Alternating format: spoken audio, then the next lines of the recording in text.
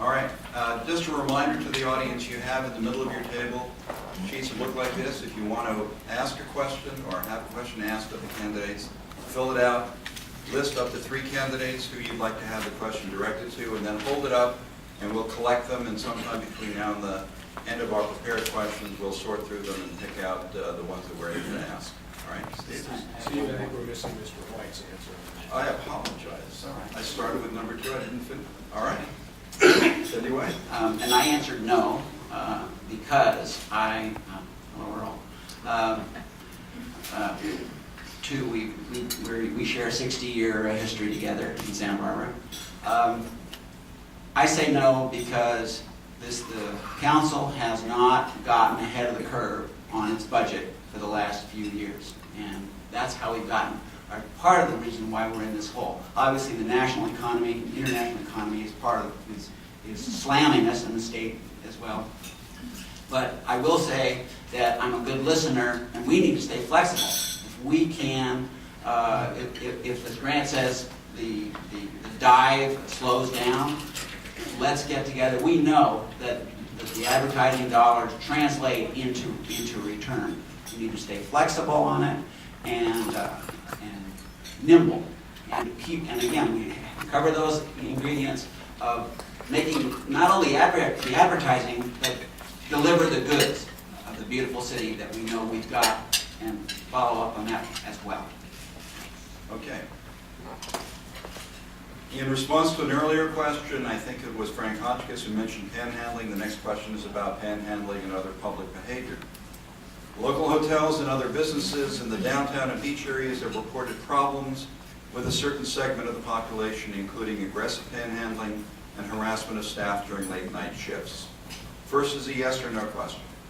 Do you believe these are real problems for the business community? Second question.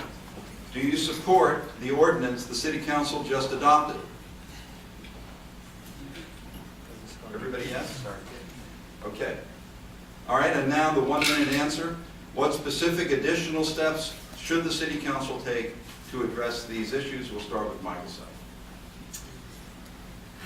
Gee, this is such a complex issue. I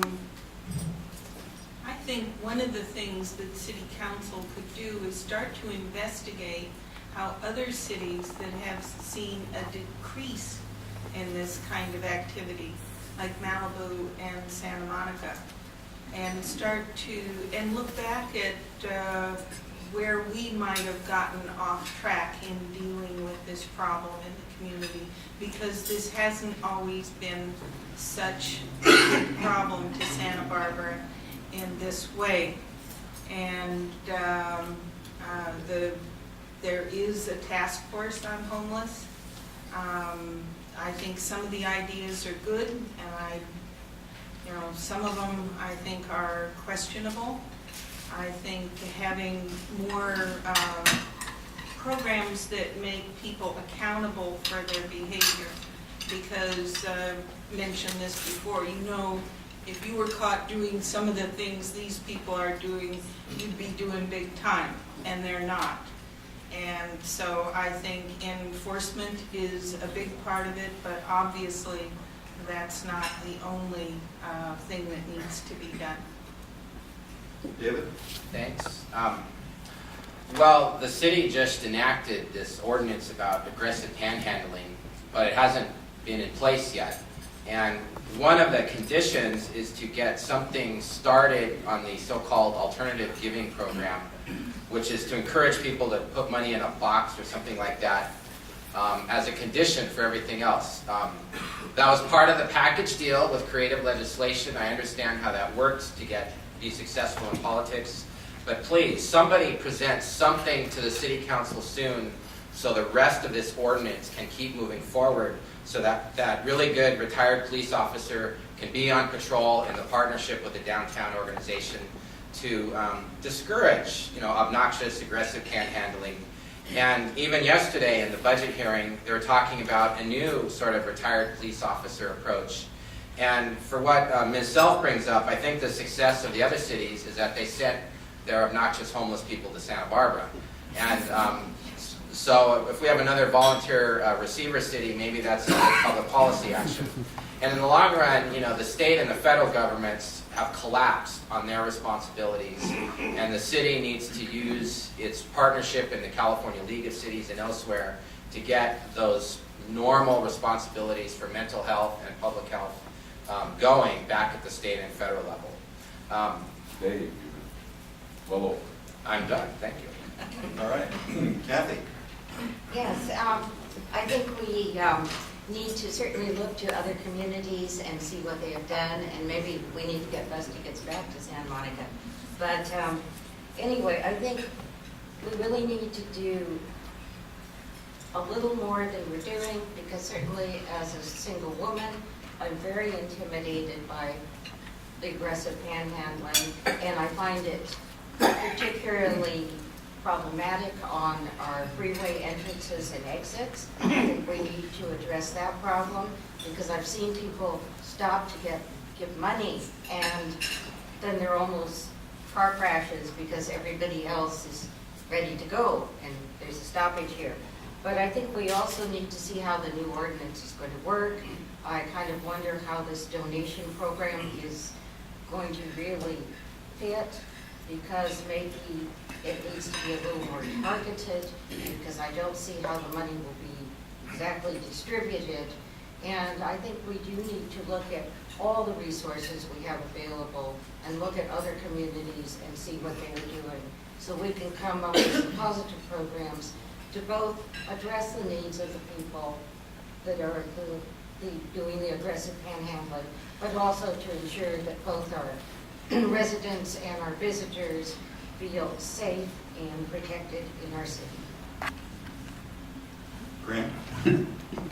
Well, as one of the people that helped to put the panhandling ordinance together and get it passed in City Council, I feel very strongly it's going to be helpful. It made a really critical distinction. We weren't talking about homeless people when we made the panhandling ordinance. We talked about that kind of behavior that a lot of those young kids and some of those people that are on State Street, the homeless people said it gives us a bad name, the way people are treating others. And I think that we've hit the nail on the head with this one.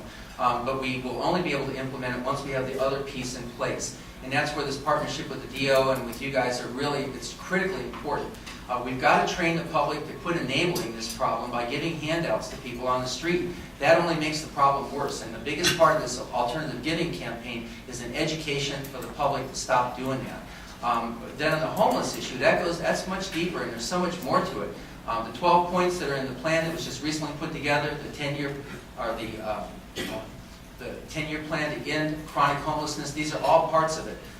One last little thing, we really have to keep our sobering center. That gets people off the street and keeps them from causing more problems like the ones you were just talking about. Frank? 10 years ago, we decided to tackle this problem and provide services to help our homeless recover and return to productive lives as a society. And that was a both private and public sector effort, and has been enormously successful. In fact, so successful that rather than having to have people sent here from elsewhere, they've come. It's virtually been an invitation, so that now some of the services we provide, for instance at Casa Esperanza, which is a great program and requires people to be in a program of recovery. At noon, they serve 300 extra meals to people that have no relation to the organization at all. In other words, we're providing and inviting people to come here on an indigent basis to take advantage of the beauty of Santa Barbara. And we feel that in the tourism industry. We feel it downtown on State Street. So limiting access of those people to their source of finance, like their job, which is to ask for handouts, will do much to move them on elsewhere. And Diane? Well, aggressive panhandling cannot be tolerated. We all can agree to that, I believe. The 12-point plan that was put in place is an excellent example of everybody coming to the table. I was very, very pleased to see the downtown organization, the homeless advocates, all coming to the table and coming up with something everybody could agree on, and I'm very anxious to see how that plays out. That's the way I intend to govern. I'm a consensus builder.